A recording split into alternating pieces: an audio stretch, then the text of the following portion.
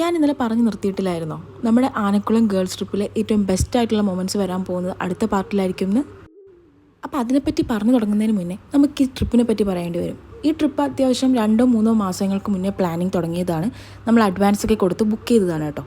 4 പേർക്ക് 6,000 ആണ് നമ്മളൊരു ഹട്ടിന് വേണ്ടി പേ ചെയ്തിട്ടുള്ളത്.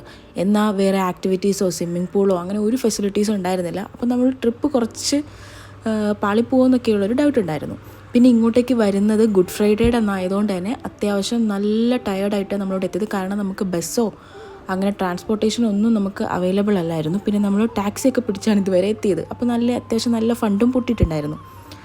അങ്ങനെ നമ്മൾ റിസോർട്ട് എത്തി ആനക്കുളം കാണാൻ പോകാമെന്ന് വിചാരിച്ചപ്പോൾ ഒടുക്കത്തെ മഴയും. അപ്പോൾ മഴയത്ത് ആനകൾ വെള്ളം കുടിക്കാൻ വരില്ല എന്നും പറഞ്ഞു. അങ്ങനെ ആകെ ഒരു നെഗറ്റീവ് വൈബിലാണ് നമ്മൾ കിടന്നുറങ്ങിയത് കേട്ടോ.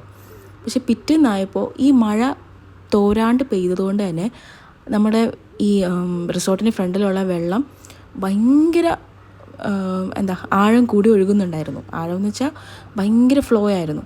നമ്മൾ തലേന്ന് വന്നപ്പോൾ അതൊരു കെട്ടിക്കിടക്കുന്ന വെള്ളം പോലായിരുന്നു. പക്ഷേ രണ്ടാമത്തെ ഡേ ഈ മഴ പെയ്തത് കാരണം ഇതിന് ഭയങ്കര ഫ്ലോ ആയിരുന്നു. അതുകൊണ്ട് തന്നെ നമുക്കെന്തോ വല്ലാത്തൊരു സന്തോഷമായിരുന്നു കേട്ടോ.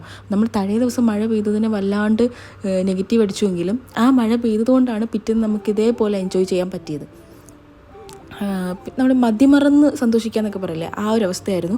അതിനിടയിൽ ഇതേപോലെ പരിക്കുമൊക്കെ പറ്റുന്നുണ്ട്. പക്ഷെ അതൊന്നും വിഷയമില്ല. കാരണം പരിക്കുകളൊക്കെ കുറച്ച് കഴിയുമ്പോൾ മാറിക്കോളും. പക്ഷേ ഈ ഓർമ്മകളൊക്കെ കുറേ നാളുണ്ടാവുമല്ലോ. അങ്ങനെ സൂക്ഷിച്ച് വെക്കാൻ ഒരുപിടി നല്ല ഓർമ്മകളുമായിട്ടാണ് നമ്മളവിടെ നിന്ന് ഇറങ്ങാൻ പോകുന്നത് കേട്ടോ. സത്യം പറഞ്ഞാൽ നല്ല വിഷമമുണ്ട്. കാരണം ഇത് കഴിഞ്ഞ് ഒരു 2-3 മണിക്കൂർ കഴിഞ്ഞാൽ പിന്നെ നമ്മൾ ബാക്ക് ടു റിയാലിറ്റി, എല്ലാവരും അവരവരുടെ നോർമൽ ലൈഫിലേക്ക് തിരിച്ചു പോകണം. അപ്പോൾ അതിനിടയിൽ കിട്ടിയൊരു ചെറിയൊരു സന്തോഷമാണിത്. അപ്പോൾ അതിനെ പറ്റി ആലോചിക്കുമ്പോൾ കുറച്ച് സങ്കടമുണ്ട് കേട്ടോ. പെട്ടെന്ന് കഴിഞ്ഞു പോയൊരു ഫീലായിരുന്നു. പക്ഷേ പോയല്ലേ പറ്റൂ. ഇങ്ങോട്ട് വരാൻ കഷ്ടപ്പെട്ട പോലെ തിരിച്ച് എറണാകുളത്തേക്ക് എത്താൻ ഒരു കഷ്ടപ്പാടും ഇല്ലായിരുന്നു. കാരണം അന്ന് ഹോളിഡേ ഒന്നും അല്ലാതിരുന്നത് കൊണ്ട് തന്നെ ജീപ്പ് സർവീസ് ഉണ്ടായിരുന്നു. അതും ഒരു തങ്കപ്പെട്ട ചേട്ടനെ നമുക്ക് വഴിയിൽ നിന്ന് കിട്ടിയതുകൊണ്ട് നമുക്ക് ഒരുപാട് കാശൊന്നും കൊടുക്കാണ്ട് മാങ്കുളം വന്ന് ഇറങ്ങാൻ പറ്റി. പിന്നെ മാങ്കുളത്ത് നിന്ന് അടിമാലിയിലേക്കുള്ള ബസ് ഉണ്ടായിരുന്നു.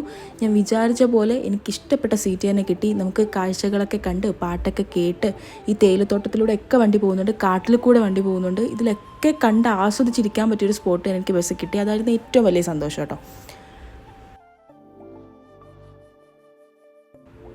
ഏറ്റവും ഫ്രണ്ടിലായിരുന്നുകൊണ്ട് തന്നെ ഒരു വണ്ടർല റൈഡൊക്കെ പോയിരുന്നൊരു ഫീലായിരുന്നു കേട്ടോ. നല്ല ഫാസ്റ്റിനാണ് വണ്ടി പൊയ്ക്കൊണ്ടിരുന്നത്.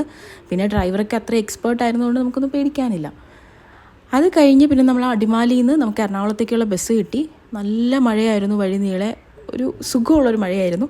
അങ്ങനെ അതൊക്കെ കഴിഞ്ഞ് നമ്മൾ തിരിച്ച് എറണാകുളം എത്തി കേട്ടോ.